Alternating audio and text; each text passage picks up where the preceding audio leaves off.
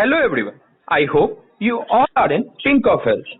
First of all, a huge thanks to Dr. Arun Kumar Ji sir for being so much supportive throughout the semester and also in this project. The title of our project work is Darkness Detector using LDR. These are the team members for this project work. Myself, Aryan Shekhar, registration number 20BEI0085. And myself, Harsh Kumar, 20BEI0088. We welcome you to the video for our project review 3. Before we talk about the project, we should talk about the LDR. So, LDR is basically a passive component that decreases resistance with respect to receiving luminosity, that is light, on the component's sensitive surface. The resistance of a photoresistor decreases with increase in incident light intensity. In other words, it exhibits photoconductivity. A photoresistor can be applied in light-sensitive detectors and light-activated and dark-activated switching circuits, acting as a resistance semiconductor. In the dark, a photoresistor can have a resistance as high as several mega ohms, while in the light, a photoresistor can have a resistance as low as a few hundred ohms. If incident light on a photoresistor exceeds a certain frequency, photons absorbed by the semiconductor give bound electrons enough energy to jump into the conduction band. This picture on the bottom is of the internal component of a photoelectric control for a typical American street light. The photoresistor is facing rightward and controls whether current flows through the heater, which opens the main power contacts. At night, the heater cools, closing the power contact, energizing the street light. A photoresistor is less light sensitive than a photodiode or a phototransistor. The latter two components are true semiconductor devices, while a photoresistor is an active component that does not have a p-n junction. The photoresistivity of any LDR may vary widely depending on an ambient temperature, making them unsuitable for application requiring precise measurement or sensitivity to light photons. Photoresistors also exhibit a certain degree of latency between exposure to light and a subsequent decrease in resistance, usually around 10 milliseconds. The lag time when going from light to dark environment is even greater, often as long as 1 second. This property makes them unsuitable for sensing rapidly flashing light, but is sometimes used to smooth the response of audio signal compression. Well explained, Harsh. Now, let us talk about LDRs. So, basically, LDRs come in many types. Inexpensive cadmium sulfide cells can be found in many consumer items such as camera light meters, clock radios, alarm devices, night lights, outdoor clocks, solar street lamps, and solar road studs. Photoresistors can be placed in street lights to control when the light is on. Ambient light falling on the photoresistor causes the street light to turn off. Thus, energy is saved by ensuring the light is only on during hours of darkness. So, photoresistors or LDRs are also used in laser-based security systems to detect the change in light intensity when a person or object passes through the laser beam. They are also used in some dynamic compressors together with a small incandescent or neon lamp or light-emitting diode to control gain reduction. So, a common usage of this application can be found in many guitar amplifiers that incorporate or onboard tremolo effect as the oscillating light patterns control the level of signal running through the amp circuit.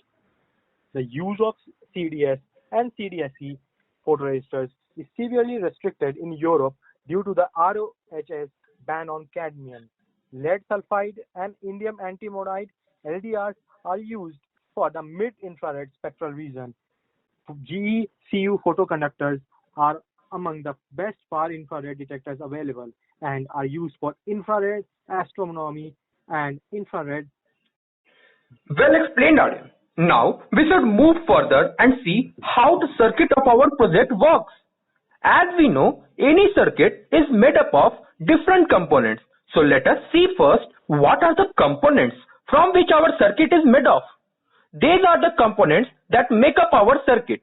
On the top is the breadboard, then below are a 10 kilo ohm resistor, a 2.2 kilo ohm resistor, 1 by 4 watt resistor, 1 microfarad electrolytic capacitor, 0.1 nanofarad ceramic capacitor, which is also called 100 PF with code 101, then a 9 volt battery, and also some jumper wires will be needed to complete the circuit.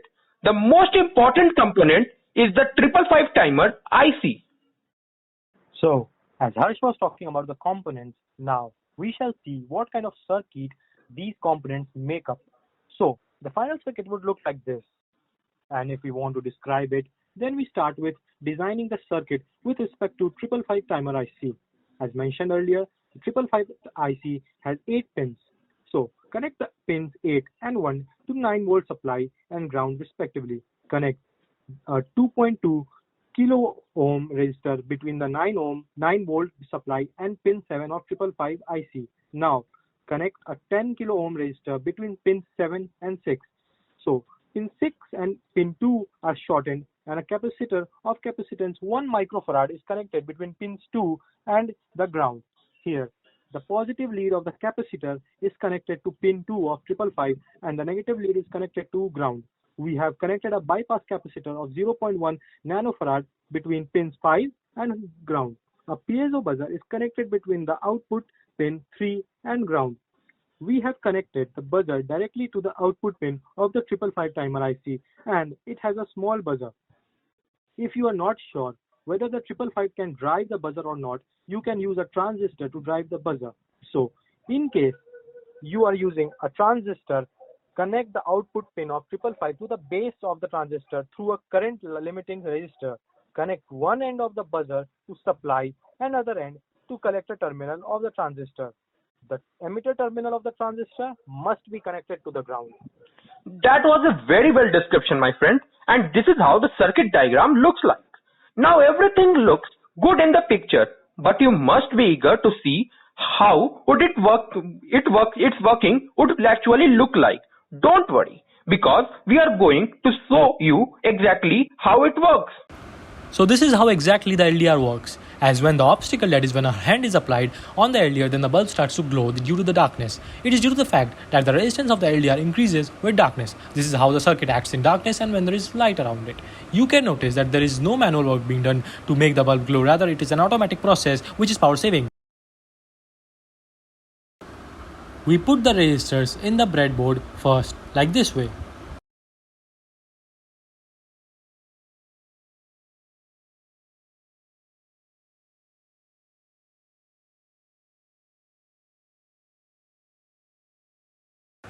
Then we fix the LDR on the breadboard beside the resistors.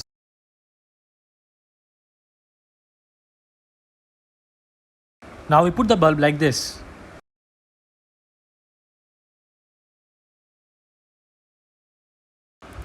We will now put the BC547 transistor beside the bulb like this.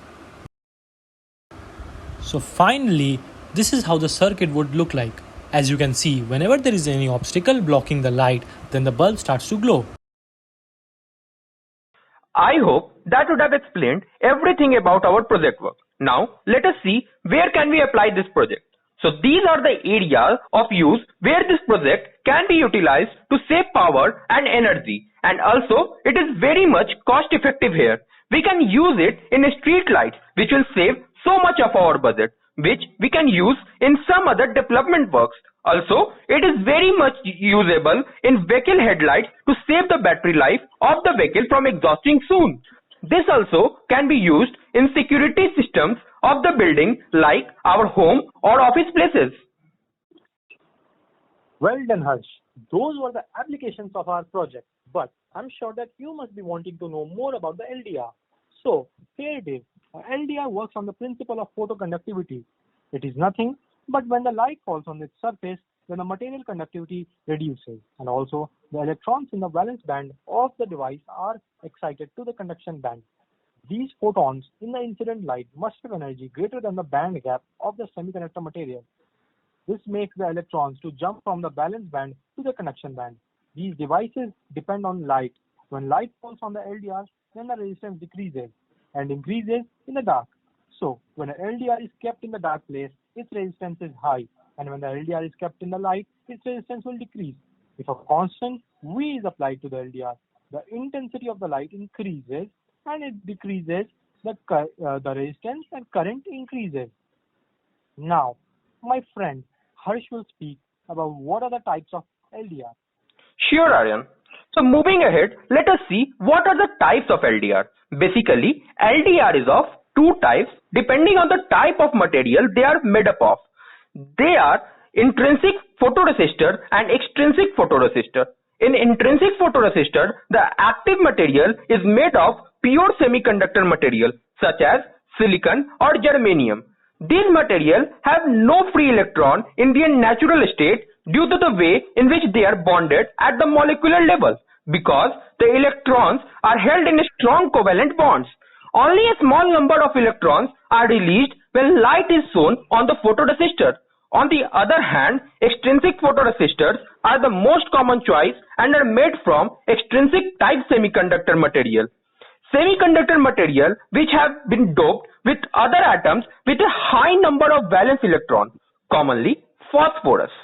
These semiconductor material are known as N-type semiconductors, and the presence of high valence atoms in the lattice led to more free electrons in the lattice. This is because the extra valence electrons can't physically form bond in the 4-coordinated silicon lattice. So these extra electrons become delocalized within the lattice, leading to a greater concentration of free charge carriers in the lattice. That was a very comprehensive explanation, Harsh. Now, we should surely conclude our project to let us see what this project has to offer to us. Our world is developing every day, and hence such projects can contribute a big factor. This project is automatic, renewable, and most importantly, very much environment friendly. It conserves energy instead of utilizing it. It is cost effective, so could be used by a wider population. My friend Harsh would now list out the references that we used during the making of this project. Doing a project is a very good opportunity for any student, and we enjoyed a lot in applying the skills we learned in our course. But to make the project, we needed to refer to some other sources as well to gather more knowledge and also to improve our own skill. So these are the differences that we referred throughout the making of this project. Before we thank you for patiently watching the video, we would like to give a social message in public interest. We must wear the mask and do some necessary precautions like drinking warm water and washing our hands at regular intervals whenever we touch anything outside. Also, we should keep on cleaning our homes on regular intervals too. Now, we would also give a very special thanks to our mentor, our faculty, Dr. Arun Kumar Sir, who stood by us throughout this project work, and without Sir, we wouldn't be able to complete this project. So thanks a lot, sir, and we look forward to do more projects like this with you in the future. Thank you so much, sir.